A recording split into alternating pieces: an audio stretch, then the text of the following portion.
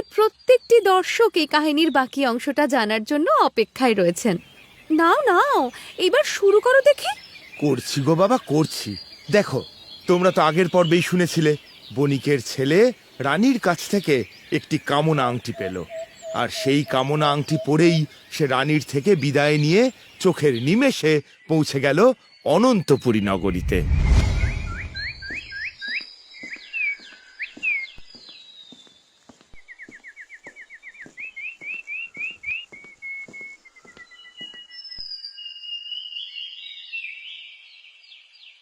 অনন্তপুরীতে তো পৌঁছে গেলাম, কিন্তু নগরীর প্রবেশদ্বারে যে দারোয়ান রয়েছে আমাকে এমন রাজকীয় পোশাকে দেখলে হয়তো ভিন রাজ্যের দূত কিংবা চর ভেবে নগরীর ভেতরে প্রবেশ করতেই দেবে না।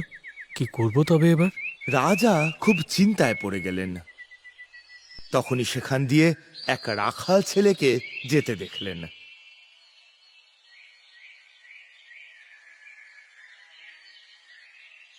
বণিকের ছেলে তার পোশাকের সাথে রাখাল ছেলের পোশাক অদল বদল করে নিল। অমন সুন্দর রাজকীয় পোশাক পেয়ে রাখাল ছেলেটিও সংকোচ করল না। এরপর বণিকের ছেলে নগরীর প্রবেশ দ্বার দিয়ে প্রবেশ করল। কেউ তাকে ভিনদেশী ভেবে পথ আটকাল না। শ্যামলাল হেঁটে হেঁটে নিজের বাড়িতে এসে পৌঁছল। সব কিছু ঠিক সেই আগের মতোই আছে, যেমনটি সে 20টি বছর আগে দেখে গেছিল। কে কে ডাকে? বাবা, বাবা, আমি শ্যামলাল, তোমার ছেলে। বণিকের ছেলে তার পরিচয় দিল, কিন্তু তার বাবা মা তাকে চিনতে পারল না। আমার সাথে মস্করা হচ্ছে? হ্যাঁ, আমার কোনো ছেলে নেই। হ্যাঁ হ্যাঁ, একজন ছেলে ছিল বটে, তবে তবে সে তো বহুকাল আগে মারা গেছে। আমি আমি সত্যি বলছি, আমি তোমার সেই ছেলে, বিশ্বাস করো। আচ্ছা আচ্ছা, একটু মনে করে দেখো তো, তোমার ছেলের গায়ে কি কোনো বিশেষ চিহ্ন ছিল যা দেখে আমি তোমাদের প্রমাণ দিতে পারবো? আমাদের ছেলের ডান হাতের নিচে একটা ছোট্ট লাল জরুলের দাগ ছিল। বণিকের ছেলে তখন দেখতে পেল তার হাতের নিচে একটি ছোট্ট লাল জরুলের দাগ। এই তো সেই জরুলের দাগ। এবার বিশ্বাস হলো তো আমি তোমাদের ছেলে? কিন্তু কিন্তু সেটা কি করে সম্ভব? আমার ছেলে তো বহুকাল আগেই স্রোতস্বিনী নদীতে ভেসে গিয়েছিল। ওই নদীর জল এতটাই খরস্রোতা যে সেখানে কেউ বেঁচে থাকতে পারে না, কেউ না। কিন্তু আমি বেঁচে আছি মা, তোমাদের আশীর্বাদ আমাকে বাঁচিয়ে রেখেছে। এরপর শ্যামলাল সমস্ত ঘটনা খুলে বলে।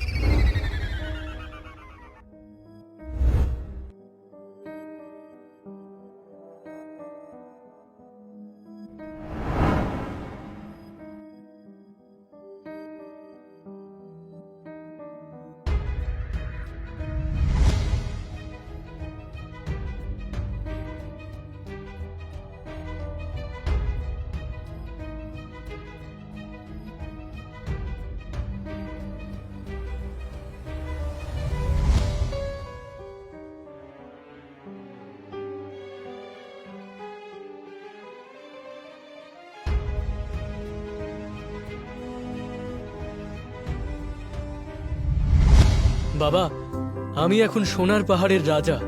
সোনার পাহাড়ের রাজকন্যাকে আমি বিবাহ করেছি। আমাদের একটি ছেলে আছে। শ্যামলালের গায়ে অমন নোংরা রাখালের পোশাক দেখে বণিকের কিছুই বিশ্বাস হলো না। রাজা বটে? হ্যাঁ, ছেঁড়া ময়লা পোশাক পরে এসে বলছে আমি রাজা। হাস্যকর। বণিকের কথা শুনে রাজার ভারী রাগ হলো। রাগে পুরো শরীর জ্বলতে লাগলো। সে তার আংটি ঘুরিয়ে বলল, কামনা আংটি, আমার রানী আর আমার ছেলেকে এক্ষুনি এখানে নিয়ে এসো। একবার ভেবেও দেখলো না যে সে রানীকে প্রতিজ্ঞা করে এসেছিল। এরই মধ্যে রানী আর রাজপুত্র সেখানে এসে হাজির হলো। রানী কাঁদতে কাঁদতে বললেন, রাজা মশাই, কেন তুমি আমার করা শপথ ভাঙলে? হায় হায় রানী, আমি তো শপথের কথা ভুলেই গিয়েছিলাম। আমার যে তোমাকে না ডেকে কোনো উপায় ছিল না। এক প্রকার নিরুপায় হয়েই আমাকে ডাকতে হয়েছে। এরপর রাজা তার রানীকে সব কথা বলল। রানী সব শোনার পর শান্ত হলেন। এদিকে বণিক ও তার স্ত্রী তাদের ছেলেকে ফিরে পেয়ে বড় আনন্দ পেলেন।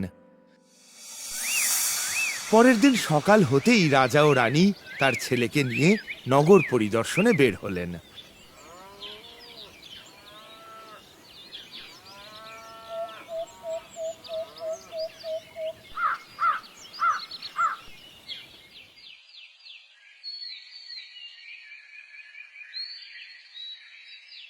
স্রোতস্বিনী নদীর ধার দেখিয়ে রানীকে বললেন, রানী, এই নদীর ধার বেয়েই আমি সোনার পাহাড়ে গিয়েছিলাম। সব কিছু যেন চোখের সামনে ভেসে আসছে। এরপর রাজা রানীর কোলে মাথা দিয়ে শুয়ে পড়লেন আর দীর্ঘ ক্লান্তির নিঃশ্বাস ফেলে চোখ বুজে ঘুমিয়ে পড়লেন। যেই কিনা রাজা ঘুমিয়ে পড়লেন, অমনি রানী তার হাত থেকে আংটিটি খুলে নিলেন আর আস্তে আস্তে কোল থেকে মাথা নামিয়ে রেখে দিলেন। আমার প্রতিজ্ঞা তুমি রাখোনি রাজামশাই। জানি না এতক্ষণে আমার সোনার পাহাড়ে কি বিপদ ঘনিয়ে এসেছে। এতদিন পর তুমি তোমার বাবা মাকে ফিরে পেয়ে একটু শান্তি পেয়েছো, তাই তোমার থেকে এই আনন্দ আমি কেড়ে নিতে পারবো না। কিন্তু আমাকে এক্ষুনি সোনার পাহাড়ে যেতে হবে, নইলে আমি আমার পিতার স্বপ্নের সোনার পাহাড় রক্ষা করতে পারবো না। পারলে আমাকে ক্ষমা করো তুমি। এই বলে সে একটি চিঠি রাজার ঘুমন্ত শরীরের উপর রেখে দিলেন। তারপর রানী তার ছেলেকে কোলে নিয়ে আংটিটিকে উদ্দেশ্য করে বললেন, কামনা আংটি, আমাদের দেশে ফিরিয়ে নিয়ে চলো। রাজা জেগে দেখলেন রানী নেই, রাজপুত্র নেই, আংটি নেই, শুধু পড়ে আছে একটি চিঠি। রাজা চিঠিটা খুলে পড়লেন এবং বুঝতে পারলেন রানী তাকে রেখে সোনার পাহাড়ে চলে গেছে। না রানী, না, তুমি আমাকে ছেড়ে এভাবে একা চলে যেতে পারো না। আমি আসছি, আমি আসছি সোনার পাহাড়ে। এই বলে রাজাও বেরিয়ে পড়লেন। হেঁটেই চলেছেন, হেঁটেই চলেছেন, পথ যেন আর শেষ হয় না। হঠাৎই তিনি এক পাহাড়ের কাছে এসে দাঁড়ালেন। সেখানে দুই দৈত্যের ভীষণ ঝগড়া লেগেছে, যারা নিজেদের পৈতৃক সম্পত্তি নিজেদের মধ্যে ভাগ বাটোয়ারা করে নিতে পারছে না। একি কে তোমরা? আমরা দৈত্য। আমাদের একটা সাহায্য করে দিতে না পারলে আমরা তোমায় কিছুতেই ছাড়বো না। সাহায্য? কি সাহায্য? দৈত্যের চেয়ে মানুষের বুদ্ধি অনেক বেশি, তাই আমাদের দুই ভাইয়ের পৈতৃক সম্পত্তি আমাদের মধ্যে ভাগ করে দিতে হবে। সম্পত্তি? কি সম্পত্তি? একখানা তলোয়ার। এই তলোয়ার হাতে নিয়ে কেউ যদি বলে আমার মাথা রইল আর বাকি সব মাথা গেল, তাহলে সেখানকার সব মাথা একসাথে কাটা পড়বে। দ্বিতীয় সম্পত্তি একখানা সাদা চাদর। সেই সাদা চাদর গায়ে জড়িয়ে নিলেই অদৃশ্য হওয়া যায়। আর তৃতীয় সম্পত্তি এক জোড়া জুতো। সেটা পরলেই যেখানে ইচ্ছে সেখানে চলে যাওয়া যায়।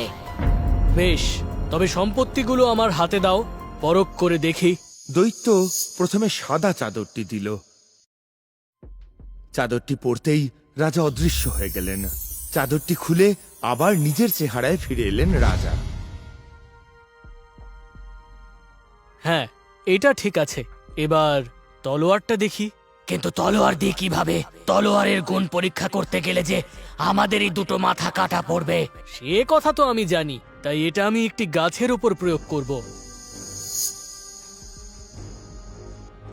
এরপর পরীক্ষা করতেই যেমন খড় কেটে যায়, তেমনি প্রকাণ্ড গাছটা তলোয়ারের ঘায়ে কুচাত করে কেটে গেল। এরপর রাজা জুতো জোড়া চাইলেন। জুতো জোড়া দিই কিভাবে? জুতো পরে তুমি যদি চলে যাও তাহলে তো আমরা তোমার নাগালি পাবো না। হ্যাঁ, সেটাই তো। তখন কি আমরা এখানে শূন্য হাতে দাঁড়িয়ে থাকবো? না, তা আমি করব না। তোমরা আমার উপর বিশ্বাস রাখতে পারো। দৈত্যরা বিশ্বাস করে জুতো জোড়া তুলে দিল রাজার হাতে। কিন্তু জুতো জোড়া হাতে পেতেই রাজার মন রানী ও ছেলের জন্য কেমন করে উঠল। রাজার অজান্তেই তার মুখ দিয়ে বেরিয়ে এলো, হায় হায়, আমি যদি একবার সোনার পাহাড়ে গিয়ে রানীর সাথে যোগাযোগ করতে পারতাম। এ কথা বলার সাথে সাথে রাজা অদৃশ্য হয়ে দৈত্যদের দৃষ্টির বাইরে চলে গেলেন। দৈত্যদের আর পৈতৃক সম্পত্তির ভাগ করা হলো না। এদিকে রাজা রাজপ্রাসাদের কাছে আসতেই গান বাজনার শব্দ শুনতে পেলেন। বাঁশি বাজছে, বেহালা বাজছে, লোকজন হৈ হৈ করছে। কি ব্যাপার, এত এত আয়োজন কিসের? রাজা সামনেই কিছু লোককে দেখতে পেলেন। তাদের জিজ্ঞাসা করতেই তারা বলল, আজ তো রানীমা আবার একটা বিয়ে করছেন, তারই আয়োজন। এ কথা শুনে রাজার ভয়ানক রাগ হলো। তিনি বললেন, তার মানে আমাকে ছেড়ে পালিয়ে আসার এটাই কারণ? বেশ বেশ, রানীকে এবার আমি জব্দ করব। রাজা রাগে সেই চাদরটা মুড়ি দিয়ে অদৃশ্য হয়ে রাজবাড়িতে প্রবেশ করলেন। অতিথিশালায় যেতেই দেখতে পেলেন থরে থরে খাবার সাজানো। কত অতিথি আসছে যাচ্ছে, কথা বলছে, আমোদ প্রমোদ করছে। আর তারই মধ্যে রানী বেশ একটি জমকালো পোশাক পরে সিংহাসনে বসে আছেন। মাথায় পড়েছেন মুকুট। রাজা গিয়ে রানীর পেছনে দাঁড়ালেন। কেউ তাকে দেখতে পেল না। যেই রানী এক টুকরো মাংস তার থালায় রাখলেন, অমনি রাজা সেটা তুলে নিলেন। এ কি, মাংসের টুকরোটা কোথায় গেল? এক্ষুনি তো এখানে রাখলাম। এরপর রানী গ্লাসে শরবত ঢাললেন। আর রাজা গ্লাসটি সাথে সাথে খালি করে দিলেন। রানী যা কিছুই খাবার খেতে যাচ্ছিলেন তার সমস্তটাই উড়ে যেতে লাগলো। রানী কিছু না খেতে পেয়ে কাঁদতে কাঁদতে নিজের ঘরে চলে গেলেন। রাজাও গেলেন পিছু পিছু। এখনো ওই বামনদের জাদু কাটেনি। আমি এখন কি করব? হে আমার রক্ষাকর্তা, তুমি কোথায়? তুমি কোথায়? রাজা তখন রানীর হাত ধরে বললেন, তোমার রক্ষাকর্তা তোমার সামনেই আছে। তার সাথে তুমি যেমন ব্যবহার করেছো তা সে ভোলেনি। এই বলে রাজা তার শরীর থেকে চাদরখানা খুলে রানীর সামনে দৃশ্যমান হলেন। রাজা মশাই, তুমি ফিরে এসেছো। ফিরে এসে তোমার বড় অসুবিধে করে ফেললাম, তাই না রানী? আমাকে ক্ষমা করে দিও রাজা মশাই। সেদিন আমার তোমাকে বলে আসা উচিত ছিল। কেন তুমি এমন করলে রানী? কেন? আমাকে ভুলে তুমি কিভাবে দ্বিতীয় বিয়ের কথা ভাবতে পারলে? এছাড়া যে আমার কাছে আর কোনো পথ ছিল না রাজা মশাই। যেই বিপদের আশঙ্কা করেছিলাম ঠিক সেটাই হয়েছে। ওই বামনরা আমাদের অনুপস্থিতিতে আবার ফিরে এসেছে। আমি সেদিন ফিরে এসে দেখি ওই বামনরা আমাদের সোনার পাহাড়ে আবার আক্রমণ করেছে। জোর করে আমার থেকে আমার ছেলেকে কেড়ে নিয়ে বন্দি করে রেখেছে। কি বলছো রানী? হ্যাঁ, যতক্ষণ না ওদের রাজাকে আমি বিয়ে করছি ততক্ষণ ওরা আমার ছেলেকে ফিরিয়ে দেবে না। তাই এই বিয়েতে রাজি হতে বাধ্য হয়েছি। কেঁদো না, কেঁদো না রানী, কেঁদো না। এটা আমারই ভুল। আমি যদি সেদিন তোমার কাছে দেওয়া প্রতিজ্ঞা ভঙ্গ না করে তোমাদেরকে সেখানে না ডাকতাম তাহলে এই বিপদ হতো না। তবে চিন্তা করো না, আমি আমাদের ছেলেকে ফিরিয়ে আনবো। শুধু আমি যা যা বলছি মন দিয়ে শোনো। রাজা রানীকে কিছু একটা উপায় দেয়। এরই মধ্যে বামন রাজা তার দল নিয়ে রানীর কক্ষে হাজির হয়। রাজা সাথে সাথে সাদা চাদর গায়ে দিয়ে অদৃশ্য হয়ে যান। কি ব্যাপার রানী, তুমি এখানে চলে এলে যে? না, আসলে ছেলেটার জন্য মনটা খুব উথলা হয়ে আছে। একবার দেখতে ইচ্ছে করছে। একবার কি দেখতে দেওয়া সম্ভব? বেশ, তুমি যখন আমায় মেনেই নিয়েছো, আমিও তোমার কথা মেনে নিলাম। যাও, কারাগারে গিয়ে দেখা করে নাও। ধন্যবাদ।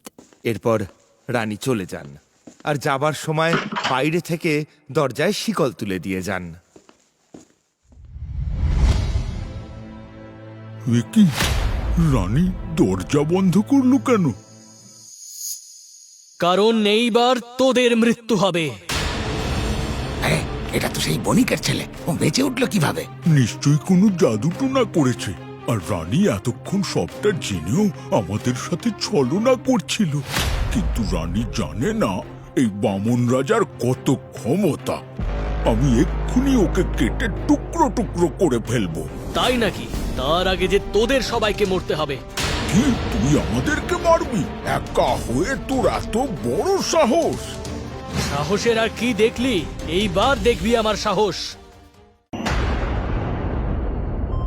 এই বলে বণিকের ছেলে সেই জাদু তলোয়ার হাতে নিয়ে বলল, আমার মাথা রইলো আর সব মাথা গেল। বলতেই সেই জাদু তলোয়ারের প্রভাবে সব বামনের মাথা কাটা পড়ল আর সবাই একসাথে মারা গেল।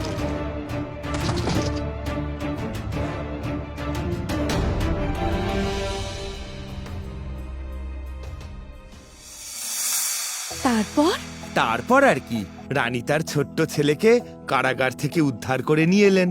সোনার পাহাড়ের ওপর থেকে সমস্ত বিপদ কেটে গেল। আর সেই আসরেই রাজা ও রানীর আবার বিয়ে হলো।